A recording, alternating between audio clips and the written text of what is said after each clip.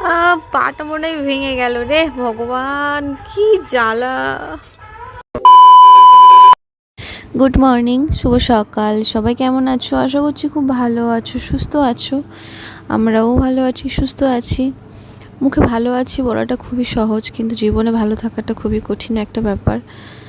কেন বলছি? কারণ মানুষের সব ক্ষেত্রে সবার জীবন সমান হয় না। কারোর জীবন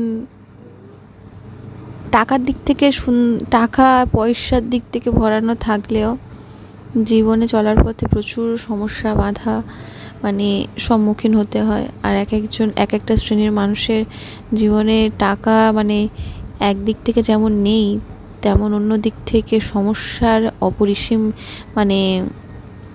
শেষ নেই তাদের জীবনে। আর এই সমস্যা তাদের জীবনে যেন একটা সঙ্গী হয়ে গেছে। তো আমাদের ক্ষেত্রেও সেই রকমই মানুষ জীবনে একটা বিপদ সমস্যা যেন আমাদের ছায়ার মতো ঘুরে বেড়াচ্ছে। তো সেই ছায়া থেকে বের যে কবে হতে পারবো জানি না। মানুষ যেমন নিজের ছায়া থেকে বেরোতে পারবে না, সেরকম সমস্যা থেকে আমরাও বেরোতে পারবো না। সকালটা দেখো বেশ ভালোভাবেই, বাপি একদিক থেকে সুস্থ আছে, সকালটা সুন্দরভাবে শুরু হয়েছে, কাজকর্ম সব কিছুই ভালোভাবে হচ্ছে। সকালবেলা উঠে পড়েছি, উঠে থালা বাসনগুলো মাজতে চলে এসেছি। আর রান্নাবান্না হবে, তো আজকের আমি রান্নাবান্না করব। তো সেই জন্যই আর কি সকাল সকাল সব কিছু তোড়জোড় শুরু করে দিয়েছি। আর শ্বশুরবাড়িতে এলে আমি উনানে রান্না করি। শ্বশুরবাড়িতে এলে আমি শাড়ি পরেই থাকি, নাইটি তেমন একটা পরি না। তো যারা আমার ভিডিও দেখছো তারাতে জানো যে আমি শ্বশুরবাড়িতে সবসময় শাড়ি পরে থাকি, কখনো সেটা দেখেছো শাড়ি পরে থাকি।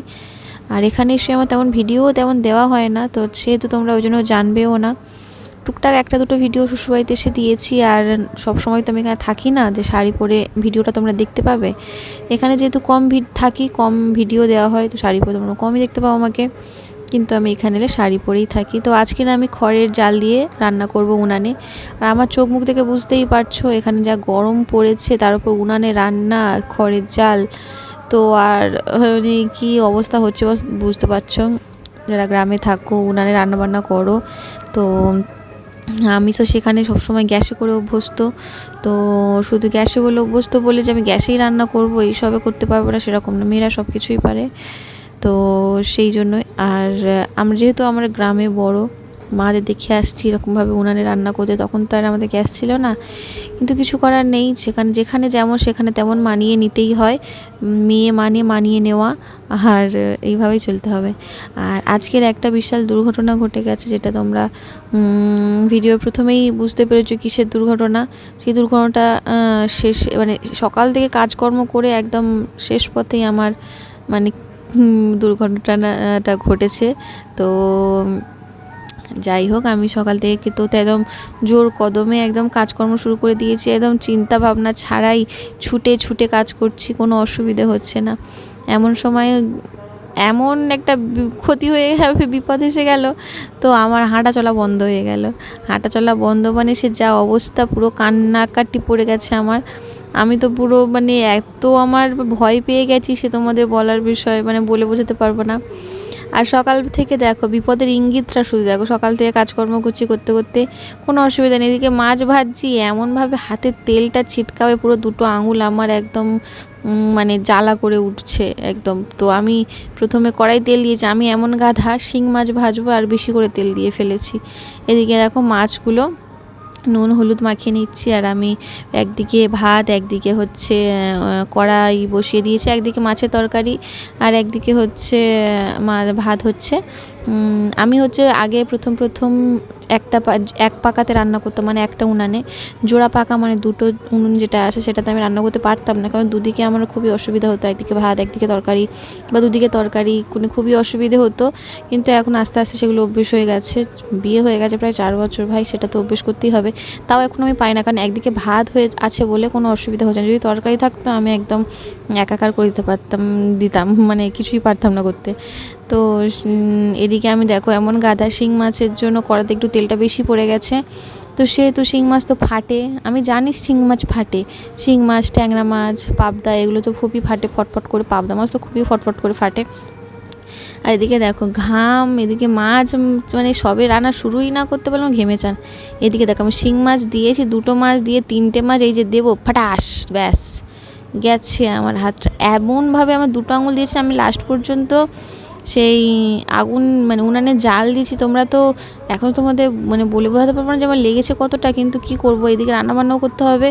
আর এত পরিমাণে জ্বালা করছিল, আমি মানে লাস্টে না উঠে গিয়ে পারলাম না, এত জ্বালা করছে।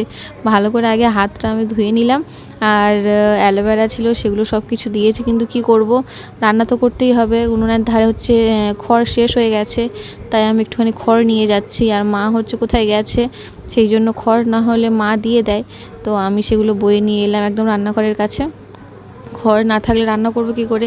আর এদিকে দেখো আমার হাত তো জ্বালা করছে, যেই আমি উনানের মধ্যে খড়টা দিচ্ছি অমনি আমার হাতের মধ্যে যে আগুনের তাপটা লাগছে আরও সে গুলগুল করছে, সে একদম মানে বিচ্ছিরি ব্যাপার। আর এক মেয়ে ঘুমাচ্ছে, তো সেহেতু আমি কাজবাজ করে নেবো। আর শ্বশুরবাড়িতে এখানে এলে আমার মেয়ে নেওয়ার লোকের অসুবিধে নেই, সবাই ওকে নিয়ে যায়। আর এই নিয়ে যাওয়াটাই হচ্ছে মানে ওর আমার জন্য খুবই ভালো। ওর হচ্ছে নিয়ে গেলে আমি শুধু খাইয়ে দাইয়ে দিই, আমার কোনো ঝামেলা থাকে না। ওকে নিয়ে যায়, ও সবার বাড়িতে খেলা করে। মানে খাইয়ে দিতে পারলেও কাকিমারা দিয়ে দেবে, আমার কাকিমা যারা নিয়ে যায়, কাকিমার মেয়েটে, তারা খাইয়ে দিতে পারলেও খাইয়ে দেবে, কিন্তু আমি খাইয়ে দিই। যেহেতু যাকো কারোর কাছে বাচ্চাকে খাওয়ানো আর নিজে একটা হাতে খাওয়ানো মানে একটা ব্যাপার আছে, তাই না। আমি হচ্ছে কাকিমাদের বাড়িতে গেছিলাম, আমার মেয়ে হচ্ছে কাকিমাদের বাড়িতে ছিল, তো সেই জন্য মেয়েকে আনতে গেছিলাম।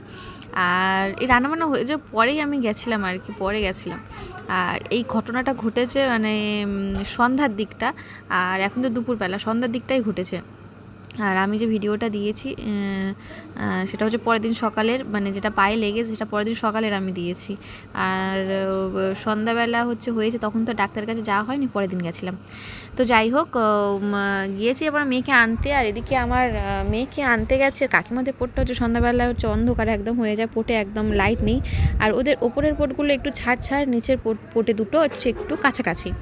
তো আমি ওপর থেকে নিচে নেমেছি, 2টো পোট একই রকম। এবার তারপরে যখন আমি নামতে গেছি, তো যেহেতু কাছাকাছি পোটের মানে ধাপ দুটো, তো একটাতে পা না পড়ে আমার আরেকটার একদম ধারে পড়ে ব্যাস ওই যে আমি পা মুচকে বসে পড়েছি ওখানে। মেয়ে করেছিল, ভাগ্যিস মেয়ের লাগেনি, যার লেগেছে আমার উপরে, আমার লেগেছে, আমার কোনো অসুবিধা নেই। বাই চান্স তোমার মেয়ে পড়ে যেত আমার কোল থেকে কী হতো, ওই পোটটা থেকে একদম ঢালাই রাস্তা সামনে পুরো পড়লে মাথা ব্যথা পুরো ফেটে যেত।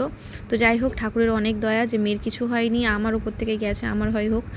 তো আমার হোক মানে আমার এমন হয়েছে, আমি সেই মোচকা পা নিয়ে আমি দাঁড়াতে পারিনি, কোনো রকমে আমি ঘর পর্যন্ত হেঁটে এসেছি। তারপরে আমি যেই ঘরে এসছি, আমার পা আস্তে আস্তে যেন কেমন হয়ে যাচ্ছে। আমি যেই উঠে দাঁড়াচ্ছি ঘর থেকে, শুধু আমার মা শাশুড়িকে মা করে শুধু চেঁচাচ্ছি, মা তুমি তাড়াতাড়ি এসো।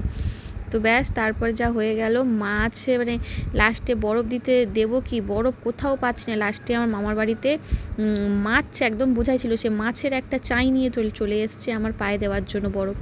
তো অবশেষে পরের দিন ডাক্তারের কাছে গেছি, গিয়ে আমার এই অবস্থা হলো, পায়ে ব্যান্ডেজ করে দিয়েছে, হাঁটতে পারছিলাম না, কোনো রকমে আমাকে ধরে খাটের ওপর দিয়ে গেছে, ধরে খাওয়ার জায়গায় ধরে এমন অবস্থায় বাথরুমে যেতে পারিনি, আমার কোনো রকমে ধরে বাথরুমে নিয়ে গেছে।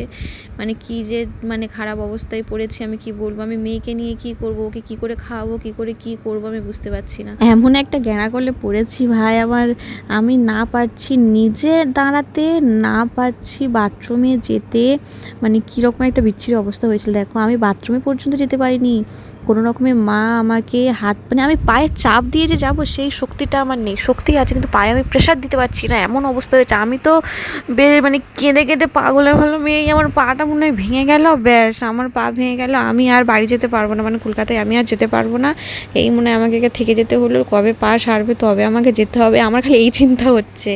আর পাটা যে আমার এরকম হয়েছে, সবাই বলছে না কিছু হয়নি, মোচকা লেগেছে, কিন্তু এমন মোচকা লেগেছে, মোচকা লাগলে যে এতটা এরকম হয় আমার জানা ছিল না। আমি তো ভাবছি আমার পাই ভেঙে গেল। তো আমি বাথরুমে পর্যন্ত যেতে পারিনি, আর কোনো রকমে আমার শাশুড়ি মা আমার হাতে করে কোলপাজা করে ধরে নিয়ে গেছে, দরজা খোলা, উনি আমার হাত ধরে আছে, আমি বসে পায়খানা বাথরুমে গেছি। এদিকে আমি খাওয়ার ঘরে যেতে পারছি না, আমাকে ওরকম ধরে কোনো রকমে খাওয়ার ঘরে নিয়ে গেছে। কী অবস্থা, রাত্রেবেলা আমি মেয়েকে নিয়ে একা থাকি, কিন্তু সেদিন আর থাকতে পারিনি, কারণ রাত্রে যদি বাথরুম পাই কী করে যাব, সেই জন্য আবার রাত্রে মা আমার কাছে ছিল। তো কী যে কষ্টে আমার দিনগুলো কেটেছে, আমার মানে কি বলবো। তো আজকের আমি যে ভিডিওটা দিচ্ছি, আজ অনেক দিন পরে আমি ভিডিওটা দিচ্ছি। আজ প্রায় 1 সপ্তাহ আগে এই ভিডিওটা হয়েছে, মানে পাটা আমার এই অবস্থা হয়েছিল। আর আপাতত আমার পা এখন ভালো আছে। তো যাই হোক, আমার কিছু কিছু ভিডিও আমার করা আছে, সেগুলো পরে আমি দেবো, আপলোড করব। তো আজকের এই পর্যন্ত, আবার দেখা যাচ্ছে নতুন একটা ভিডিওতে। টাটা।